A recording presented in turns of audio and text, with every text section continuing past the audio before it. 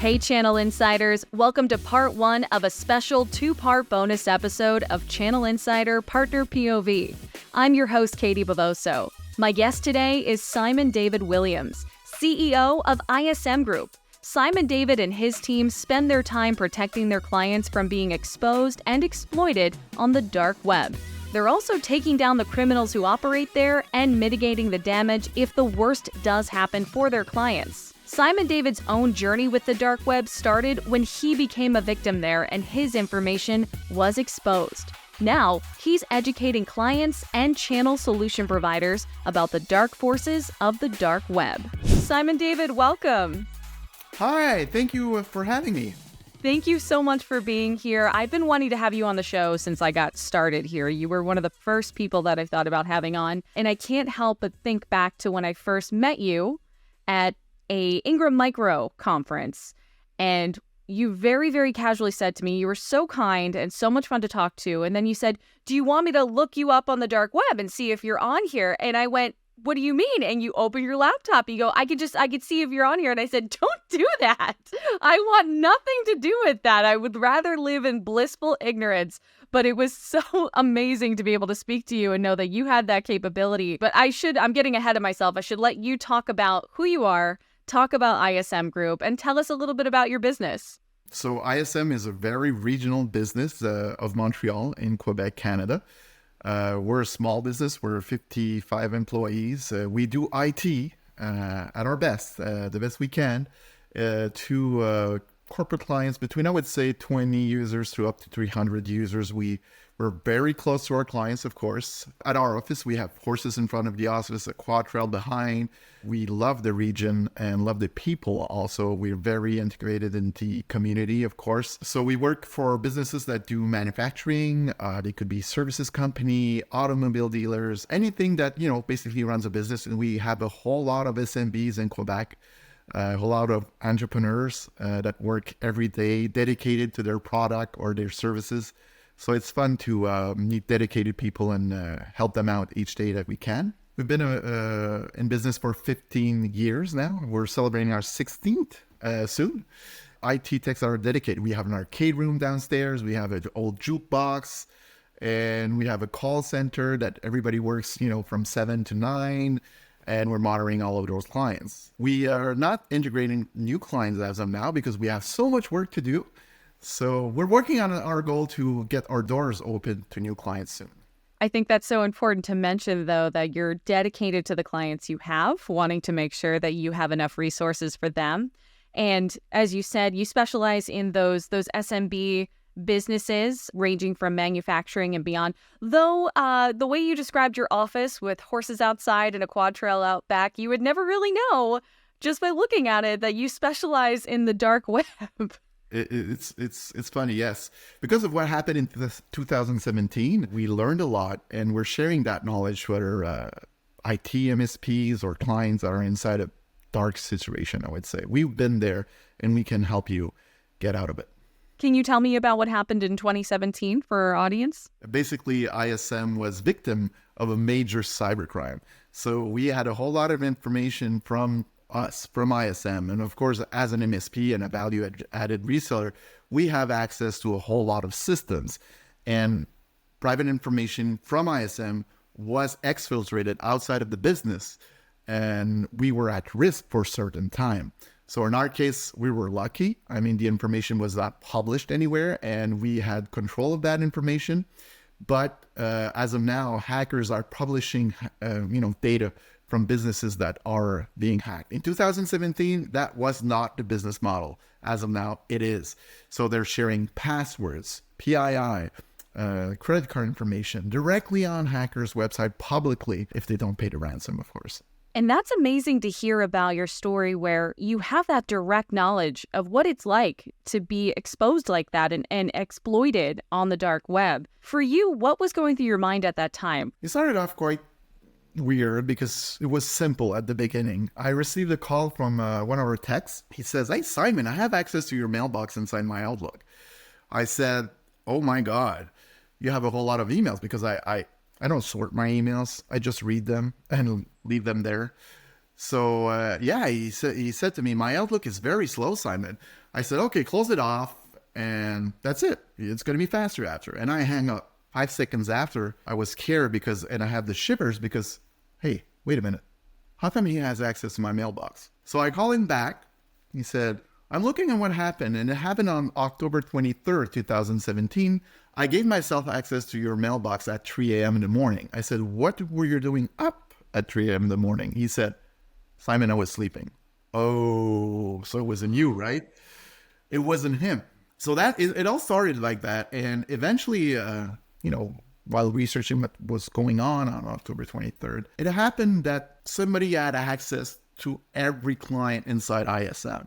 So I said, okay, and where that information was exfiltrated? He said to me, Simon, it's on the dark web. And at that time, I didn't know what was the dark web. So I said, okay, dark web, you mean something mean, right? Something wrong. He said, terribly, Simon. So it wasn't published to the dark web. It was just transferred to the dark web. So they use the dark web to transfer information. So at that moment, I had my first anxiety attack. I said to myself, it's over. It's finished. I'm done. I mean, the worst case scenario every IT business or IT department in the world just happened to me. So I lay down on the grass, took 4 Tylenols. It works. Don't do that at home. But Don't do that, please. it worked for me. And after a couple of minutes, or I would say hours maybe, I went back to the office. I was able to drive at a point, and I discovered what was the dark web. So what was happening to me and everything. So all the knowledge we gained on that day, I would say multiple weeks or months, we're sharing right now in Jedi against pirates and also clients and IT businesses. Because usually when that happens, and it does happen a lot, we can talk about many cases that we had recently, people are getting nervous, they're scared, they think everybody's against them, and it's usually not the case. Usually it's not targeted hacking, it's just you were unlucky or you didn't, patch your software, or you clicked on a link, or you opened up an attachment, and we help them out in their emotions and also getting the hackers out of their systems. That's what we do in Quebec. That's an incredible Jedi origin story, considering that you knew what it was like firsthand. How do you feel that changed everything about your future and everything about what ISM Group does now? At that moment, I thought my career was over. I would say I'm proud because we didn't sleep for weeks. We had a whole lot of, security to implement to all of our clients and, of course, ourselves in, a short period of time. It was a time race against the hackers. But we were lucky in our case, it wasn't hackers. So, but as of now, I was very proud of what we, did a couple of years back, and every day, right, as of now, everything that we learn, we're giving that out to the community or other businesses that need it. And I feel I would say accomplished of what happened. It didn't happen for nothing. We're helping out people with that right now. So I would say accomplished. I would agree. So you mentioned, by the way, Jedis Against Pirates. Can you tell our audience what that is? Yes. Jedi Against Pirates is a full conference of what happened back in 2017 at ISM. It's also a way of exposing how easy it is to be a hacker. So you can easily get to be a member of a hacker group. So I present the different hacker groups that's out there. I show people in the IT community how to join them and how they work. So how's the business model? How are you being paid? The tools you have to be a hacker. So when they learn that, they see that's, okay, it's so easy to be a hacker. Now I have a choice to make. Making money to be a millionaire. So a hacker, a dark Sith Lord, or a Jedi continuing in IT and in cyber to, optimize the business practices, optimize the network infrastructure to be able to save the business against the Sith hackers. So Jedi Against Pirates exposes the reality of cybercrime and how easy it is to make a choice. Each time people take a choice to be a Jedi, they get, this little this little pin, and they put it up. Hey, I decided to be a Jedi, and I'm proud of it. I might be poor, but I'm doing it for the right reasons. Not soul poor, not moral poor. So that's the best part of it. We should take a step back for our audience members that may not know what the dark web is. I think at this point, though, the majority of us have all heard the dark web, whether we've heard of it as, in pop culture, or we have heard of it or potentially been exposed to it. So could you do me a favor and just define the dark web for me? What is it, and how does it contrast from the surface web and the deep web? So the dark web, there's multiple dark web out there. One of the most popular one is Tor, the onion ring. And I love their name. The onion ring is basically layers of security. So that's why they have their marketing image behind the onion ring. The onion ring is a nonprofit organization. Basically what it does, that network, that's a nonprofit organization that run a network. That's the Tor network, the onion ring network. What it does is guarantees people that you're anonymous on the internet. I mean, it was created by very, very brilliant people, IT techs, developers, and people that have a cause. And one cause is to be anonymous on internet. They're tired of Facebook and Google are collecting our information and using that information to sell us stuff. So they said, we should be anonymous on the dark web. And there's different scenarios that you can think about. Let's say you're a private investigator and you're undercover. You want to send communication to the head office or another agent maybe, or I don't know. You use the dark web. You're totally encrypted, totally anonymous, and it's secure. Most people buy, software like VPNs and things like that to be secure. But you're never anonymous or rarely anonymous. The dark web guarantees encryption and being anonymous.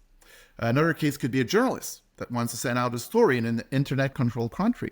Let's say you're in Russia and you want to send an article out to, Canada or the United States. You want to be sure that it gets through. You're going to use the dark web. Traffic is going to be encrypted.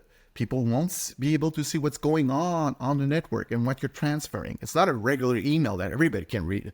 It's simply encrypted. So when you're going to open the packet, they won't understand what's in there. The Tor network uses always 3 nodes to go out. So let's say I go on the dark web and I'm here in Quebec, Canada. I'm going to go through 3 different nodes. One may be in Africa, one may be in South Korea, one may be in China, and each node won't record my IP address because what identifies everybody on the internet is your IP address that you have on your devices. Using 3 nodes, and those 3 nodes, not tracking you and erasing the origin of the IP address, essentially you're anonymous. But that's good. That's for the good way of seeing things. But since you have a choice as a human to be a Jedi or a Sith, if you're a Jedi, you can probably use the dark web for good reasons, right? But if you're Sith, you can use it for bad reasons, like hacking or selling firearms, or selling drugs, or, publishing PII, publishing passwords to other hackers and script kiddies that can use those passwords against you, selling private information, things like that. How do you get there? Because in my mind, being somebody who has never been to the dark web, and I don't intend to go anytime soon, although talking to you, somehow I have a feeling that I might end up there at one point to be like, all right, I've looked around enough and now I'm leaving. But how do you get to the dark web? Because I'm thinking, Google, I just go to a browser. Is it that simple? It is. Really? So if you install Google Chrome, you can become a dark web expert because it's essentially the Tor web browser. So connecting to the Tor network is using a browser. It's the same thing. They have a search main. The URLs are a little bit different. They're more complicated and they're not .com or .ca. They're .onion. But when you understand that, they do have their search engines also. So as soon as you connect to the dark web through their web browser, you're going to see a progress bar connecting to the dark web. And then you're going to go, when it's connected, you're connected to those 3 nodes, of course. And then you go on search engines and you can search websites. And you can basically, since your search is totally encrypted and secure, you can basically search whatever you want and do whatever you want. And now it becomes a choice of what you're going to do. Because it is legal and illegal activity going on there. It's just done anonymously. And I think the examples you gave, some of whether it be drugs, whether it be illegal firearm sales, things like that. So who's at risk of being exploited or having personal information published to the dark web? Everybody. Each day I monitor about 174 groups. I remember a year back, I think we were up 151. Now we're at 174. Each day I go see their big data publishing website. The way it works, as you know, I explained the last time, but quickly, a hacker gets access to an enterprise or an individual or whatever. He stays in the system, monitors the system, of course, deletes the backup, get every personal information that he can get, passwords, credit cards, social security numbers, everything he can, he gets a hand on and gets that out of the systems or the phones and collects that information to eventually encrypt and stop the business or the individual. It might be recipes and photos, or it might be, I don't know, plans and computers. It depends on, who he's lucky to get as a victim. And after that, he's going to say, if you don't pay the ransom, I won't decrypt your system. Of course, that's their usual ransomware. But if you don't pay the ransom, I'll publish the private information on the dark web publicly. So everybody can go. Media looks at it. Authorities look at it. For us, there's a whole lot of levels. We have the provincial government and the federal government that also check the dark web. We have laws in place. They want to be sure that you get, an impact of not paying that ransom. So there's a whole lot of people that are being hacked right now. On those 174 right now, as of today, just this morning, before our interview, there was at least 50 corporate business throughout the world that were hacked this morning. Usually in a case of a ransomware, you have a note on your desktop and it says, you've been encrypted. If you want to get access back to your files, communicate with us either through our email, a chat window, or whatever. They use a whole lot of technologies, like there's 5 or 6, and you're going to have to pay. And you contact them and you negotiate the price. And if you pay, they won't publish that information on the dark web. They're going to say you're okay, and they're going to give you the decryption key. But if you don't, it's going to publish private information. So usually the business are aware because they see there's a business impact. First of all, they see the file and they can't operate any of their data. That's the first reason. Secondly, let's say the IT techs goes right back to the system, restores the backup, put everything's back in place. The business doesn't know. Let's say PII is going to be eventually published on the dark web. The authorities monitor that. But not only that, if you have, let's say, a login and password of a personal Facebook that somebody uses the company computer for Facebook, probably an individual will be hacked eventually after that. So they're going to know, even though you come back with the backup, everything was fine. There's always a second wave of attack after. That's not based on the business, more on the individuals that the private information was exposed. Because ScriptKit is going to use that information, probably the hacker group also. Everybody's going to go through that data, to get money, basically. Thanks so much to Simon David for being on the show, and thank you for watching or listening. Part 2 of this episode comes out on Tuesday. If you want more episodes of Channel Insider Partner POV, check us out on channelinsider.com, on YouTube at channelinsider_news and trends, or on your favorite podcast platform. If you've got a question or you want to be on the show, email me at partnerpov@channelinsider.com. I'm Katie Bavoso, and I'll see you next time.